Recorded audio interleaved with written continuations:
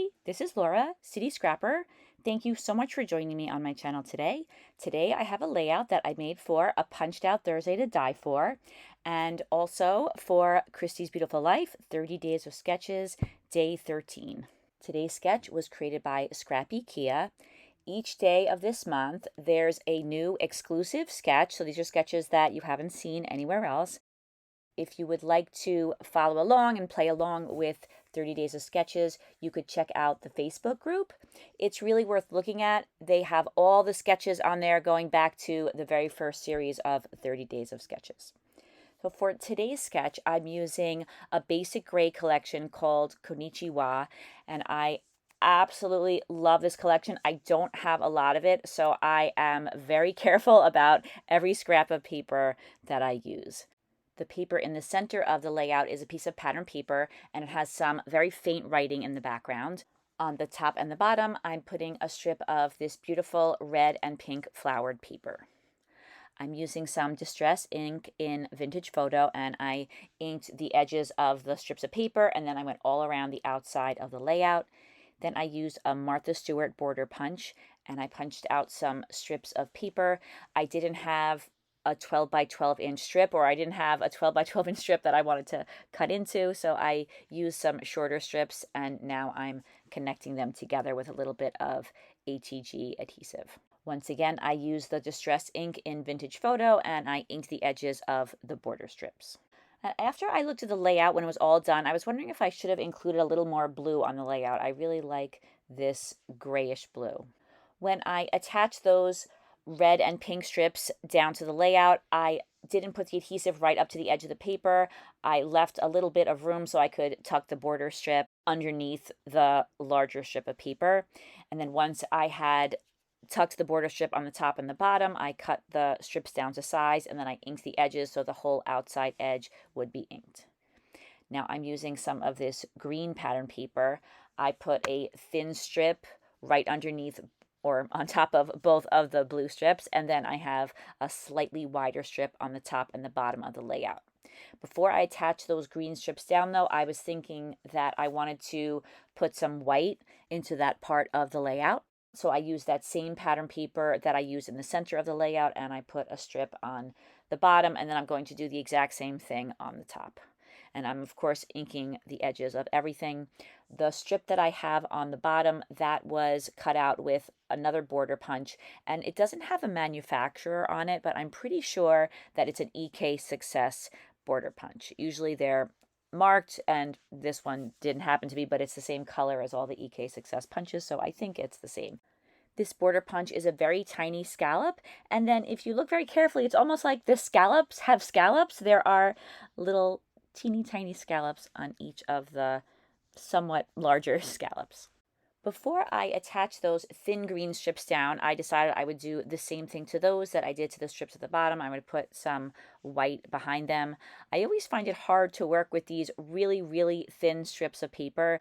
I often find that my trimmer doesn't like to cut such thin strips of paper, and I often make mistakes, but luckily this time all of the cuts came out straight, and I was really glad about that because this is a collection that I don't want to waste. Whenever I use basic gray papers, I always take a few seconds and think about how sorry I am that basic gray stopped making paper. And it's not that there aren't amazing manufacturers making gorgeous scrapbooking papers. There are, and there are many manufacturers I absolutely love that are still making scrapbooking products today, but basic gray was just very unique. I don't think that any other manufacturer has come close to their style, and I just love working with these papers. I feel so happy when I'm using them, and I try to strike a balance between not hoarding the paper, but also being careful and not wasting it. So I finally have all those strips of paper attached down, and I'm going to attach down my photos. I have 3 photos. They're much bigger than the photos in the sketch, but I always tend to do that. I always tend to have larger photos. The majority of the photos that I have to scrapbook are 4 by 6 inches. I get them printed on Snapfish. I have a Canon selfie, and I'll sometimes print some smaller photos, but most of them are 4 by 6, so they tend to be on the larger side. I cropped these photos down to 3¼ by 4¾ In the sketch, the two photos on the bottom are right next to each other. I decided to move one of the photos up a little bit, and that's because the photos are so big. I wanted them to fit a little bit better in the space, and I thought that that made them kind of look like they fit in the space a little bit better. I wanted to pop up two of the photos, so I'm using some fun foam. I'm popping up the photo that's in the center and also the one that's in the upper right-hand corner. I am layering the middle photo on top of the photo on the left, so I didn't put the foam all the way up to the edge on that center photo so that the two photos would fit together and lay correctly on the layout. And then I use some ATG adhesive and I attach the foam down to the layout. And I do recommend going back and adding some liquid glue or using liquid glue initially, but I like to have the option of moving things around. That's why I use the ATG adhesive. So now I'm making my title. In order to make this title, I used some Tim Holtz dies that were in my stash, and these are called Alphanumeric stretch dies, and they're very, very skinny, and they are stretched. They're very tall, and I thought that this would be perfect. I tested the dies out, and they fit perfectly in that spot to the right of the photo. I cut each of the letters out 4 times, 3 times out of some thick 120-pound white cardstock, and then once out of a Studio Calico pink pattern paper that I had in my stash that I thought matched in really nice with the Konnichiwa collection. I glued all 4 layers together, of course, with the pattern paper layer on top. And then after they were dry, I used some Distress Oxide in Kitsch Flamingo, and I inked the edges of all of the letters. I'm going to add some die cut branches to the layout. So I used that same piece of pattern paper I used for the title, and I cut out a number of branches using a Pinkfresh Studio die called Leafy Branch, and I inked the edges of those branches as well.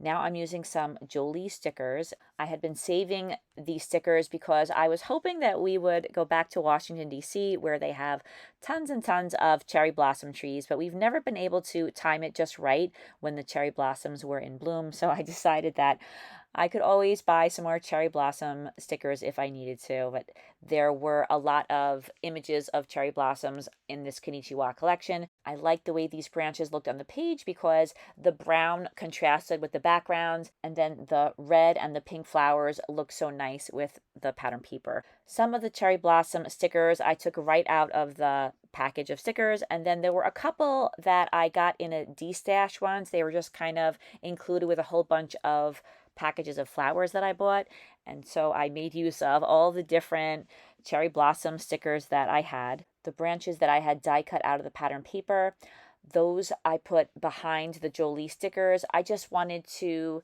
make the branches look a little bit more full, just kind of extend them a little bit, and I think that those die cut leaves help to do that. For the most part, I didn't use the branches in one piece. I cut them into smaller pieces, and then I tuck them behind the branches. And then once I had everything arranged, I used some gel glue and I glued both the Jolee stickers and the die cut branches down to the layout. The Jolee's stickers, of course, had some adhesive on the back, but those were pretty, for stickers, heavy stickers. I just wanted to reinforce them a little bit. Once I had all of the cherry blossoms and the leaves attached down to the layout, I began gluing down the title. When I first put the gel glue on each of the letters and attached them down, I noticed that the page got a little wavy because I had put so much liquid glue on the page. But then the next day, once everything had dried, it generally went back to the shape that it was before. Not perfectly flat, but it was much better than when I first glued them down. I prefer to use ATG adhesive because it's repositionable. And then if I'm going to attach down heavier things, I often like to use gel medium. And then for little things, I like to use gel glue. And then for things like pearls and enamel dots, if they need to be glued down, I use glossy accents. And those are, I think, the only 4 adhesives that I use on my layouts. And I guess if you're not a scrapbooker, that might seem like a lot of different adhesives, but it doesn't seem like it to me. I add some photo corners using the different pattern papers that I already had on the layout. And then after I had inked the edges and attached them down with ATG adhesive, I added some small pearls to each of them. I put one very small cherry blossom sticker on the letter S. I just wanted to have a little bit of the cherry blossom on the letters because I like to tie the layout together that way.